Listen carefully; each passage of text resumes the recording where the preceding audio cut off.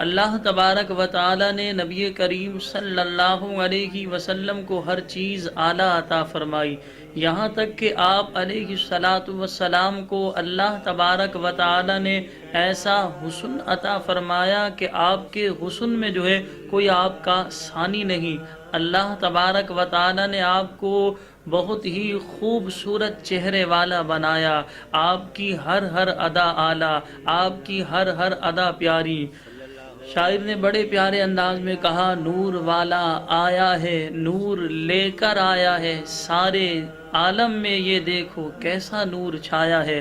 حضرت سیدنا اسید بن ابی اناس رضی اللہ تعالیٰ عنہ فرماتے ہیں، مدینے کے تاجدار شہنشاہ عالی وقار صلی اللہ علیہ وسلم نے ایک بار میرے چہرے اور سینے پر اپنا دستے پر انوار پھیر دیا۔ اس کی برکت یہ ظاہر ہوئی کہ میں جب بھی کسی اندھیرے گھر میں داخل ہوتا تو وہ گھر روشن ہو جاتا۔ اللہ اکبر۔ ناظرین کرام غور کیجئے، اللہ تبارک و تعالی نے حضور کو وہ کمال عطا فرمایا کہ حضرت سیدنا اسید بن ابی اناس رضی اللہ تعالی عنہ یہ بیان کر رہے ہیں کہ حضور نے اپنا دست انور پھیرا ہے، جب سے کسی میں جو ہے اندھیرے والے گھر میں جاتا ہوں، کسی گھر میں جاتا ہوں تو وہ روشن ہو جاتا ہے۔ جب حضور کا دست پر انوار لگنے کی برکت سے جو ہے اللہ انہیں ایسا نور عطا فرماتا ہے کہ یہ گھر میں جاتے تو گھر روشن ہو جاتا، تو میرے آقا علیہ الصلاۃ والسلام کے خود نور کا کیا عالم ہوگا۔ اعلیٰ حضرت فرماتے ہیں، چمک تجھ سے پاتے ہیں سب پانے والے، میرا دل بھی چمکا دے چمکانے والے۔ حضرت عباس رضی اللہ تعالیٰ عنہ فرماتے ہیں، عباس رضی اللہ تعالیٰ عنہ کے شہزادے حضرت عبداللہ رضی اللہ تعالیٰ عنہ فرماتے ہیں، نبی کریم صلی اللہ علیہ وسلم جب گفتگو فرماتے تو دیکھا جاتا گویا حضور پر نور صلی اللہ علیہ وسلم کے اگلے مبارک دانتوں کی مقدس کھڑکیوں سے نور نکل رہا ہے۔ اللہ اکبر۔ شفا شریف میں ہے، جب رحمت عالمیان صلی اللہ علیہ وسلم مسکراتے تھے تو در و دیوار روشن ہو جاتے۔ اب مسکراتے آئیے سوئے گناہ گار، آقا اندھیری قبر میں عطار آ گیا۔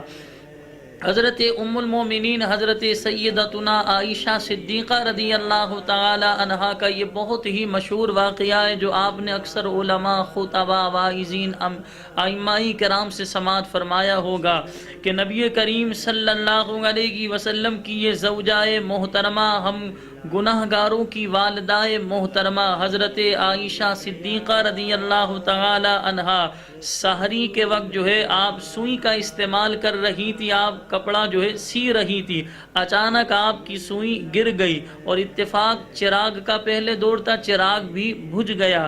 اتنے میں مدینے کے تاجدار منبع انوار صلی اللہ علیہ وسلم گھر میں داخل ہوئے۔ ذرا غور کیجئے گا، یہ سوئی سے جو ہے کپڑا سی رہی ہے، چراغ جل رہا ہے، اچانک سوئی ہاتھ سے چھوٹ جاتی ہے اور چراغ بھی بجھ جاتا ہے۔ اب آپ اندازہ لگائیں، یہ سحری کا جو وقت ہوتا ہے یعنی کہ اندھیرا ہی ہو رہا ہوتا ہے، چراغ بھی بجھ گیا، ظاہری کوئی لائٹ نہیں، سوئی بہت باریک ہوتی ہے، اب یہ گر گئی۔ آپ علیہ السلام گھر میں داخل ہوئے اور سارا گھر مدینے کے تاجدار صلی اللہ علیہ وسلم کے چہرہ انور کے نور سے روشن و منور ہو گیا۔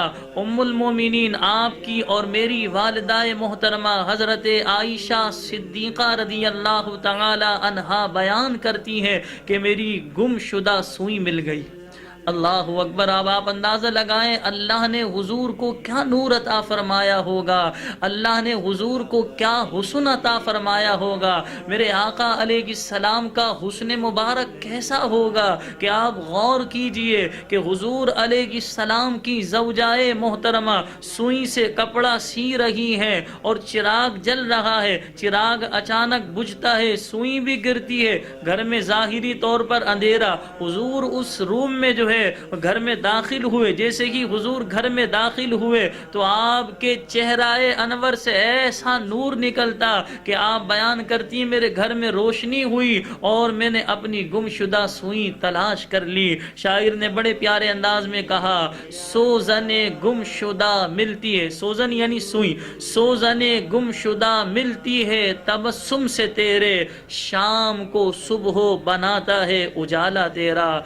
حضرت مفسر شہیر حکیم الامت مفتی احمد یار خان نعیمی رحمۃ اللہ تعالی علیہ فرماتے ہیں رحمت عالم نور مجسم شاہ بنی آدم صلی اللہ علیہ وسلم بشر بھی ہیں اور نور بھی، یعنی آپ نوری بشر ہیں، ظاہری جسم شریف بشر ہے اور حضور کی حقیقت نور ہے۔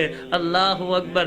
ظاہری طور پر جو ہے آپ علیہ السلام کا جسم مبارک بشر ہے لیکن حقیقت آپ کی نور ہے۔ حضور علیہ السلام نوری بشر ہیں۔ یاد رکھیے اہل سنت و جماعت پر یہ ایک الزام لگایا جاتا ہے کہ ہم جو ہے حضور کو بشر نہیں مانتے، حالانکہ یہ شرعی مسئلہ ہے، جو حضور کی بشریت کا انکار کرے وہ دائرہ اسلام سے خارج ہو جائے گا۔ تو ہم حضور کو بشر مانتے ہیں لیکن افضل البشر مانتے ہیں، ہم حضور کو افضل الخلق مانتے ہیں، ایسا مانتے ہیں کہ اللہ نے اپنے محبوب کو ایسا بنایا کہ حضور علیہ السلام جیسا پھر دوبارہ بنایا نہیں۔ شاعر نے بڑے پیارے انداز میں کہا محبوب خدا کا کوئی ہم پایا نہیں ہے، اس شان کا تو کوئی مرسل آیا نہیں ہے، بے مثل نے محبوب کو بے مثل بنایا ہے، وہاں جسم نہیں تو یہاں سایہ نہیں ہے۔ اللہ اکبر۔ یعنی حضور علیہ السلام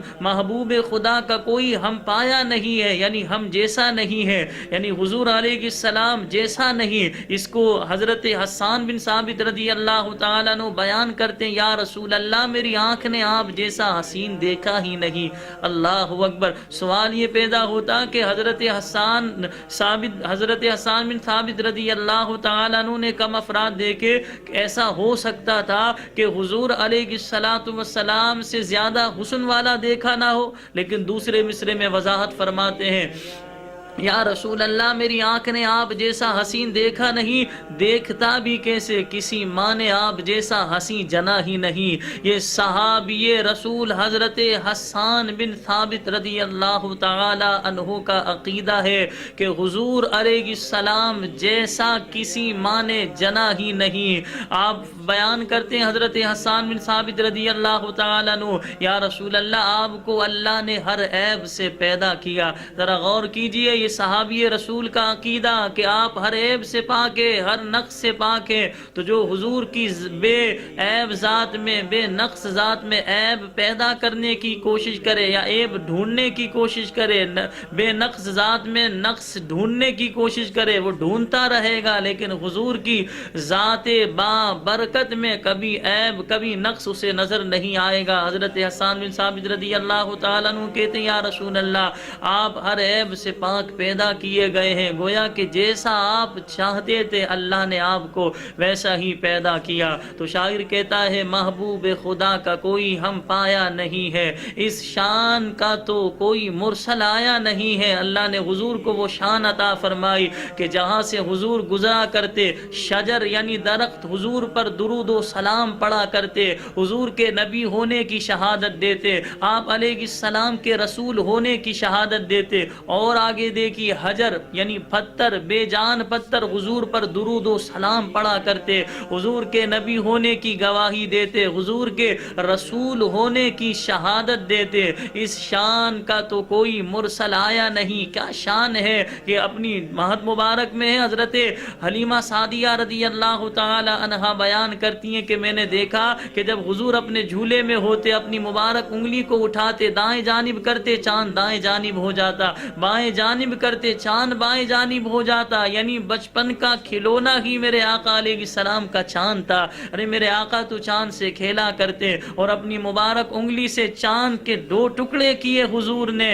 پھر کیا شان، اس شان کا تو کوئی مرسل آیا نہیں۔ کیا شان اللہ نے عطا فرمائی، ڈوبے ہوئے سورج کو پلٹا دیا، کیا شان اللہ نے عطا فرمائی۔ شاعر کہتا ہے شان کا تو کوئی مرسل آیا نہیں ہے، وہاں جسم نہیں، بے مثل نے محبوب کو بے بے مثل بنایا ہے، یعنی جس طرح اللہ تبارک و تعالی کا کوئی مثل نہیں، اللہ تبارک و تعالی کا جو ہے کوئی مثل نہیں ہے، اسی طرح یعنی اللہ بے مثال ہے، بے مثل ہے، تو اسی طرح اللہ نے اپنے محبوب کو بھی بے مثال بنایا۔ وہاں جسم نہیں تو یہاں سایہ نہیں ہے، اللہ جسم و جسمانیت سے پاک ہے، اللہ نے اپنے محبوب کو بھی ایسا بنایا کہ حضور کا سایہ نہیں تھا۔ اللہ کریم حضور کے ذکر خیر کی برکت سے میرے گھر میں بھی اور آپ دیکھنے والوں کے گھروں میں بھی رحمتوں کی برسات فرمائے۔ وآخر دعوانا ان الحمد للہ رب العالمین۔